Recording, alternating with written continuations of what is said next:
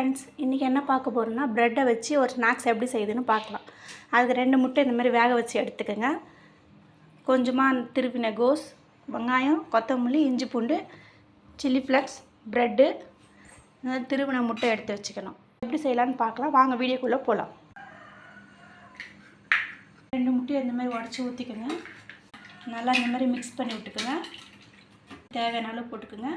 லைட்டாக மிளகுத்தூள் ஆட் பண்ணிக்கோங்க. வச்சு அடுப்பு பற்ற வச்சு கடாயை வச்சுட்டு ஆஃப் பண்ணி பொடியாக நறுக்குன்னா வெங்காயத்தை போட்டு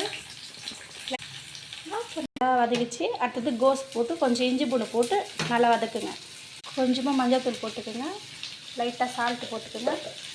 கலருக்காக காஷ்மீரி சில்லி கொஞ்சமாக ஊற்றிக்கோங்க. கலர்ஃபுல்லாக இருக்குது. இந்த டைமில் திருவின முட்டையை போட்டு நல்லா வதக்கணும். லைட்டாக போட்டுக்கோங்க. ப்ரெட்டு வச்சு இந்த மாதிரி ஸ்டஃபிங் பண்ணி எடுத்து இந்த முட்டை இதில் போட்டு டிப் பண்ணி எடுக்கணும். ரெடி ஆகிடுச்சு.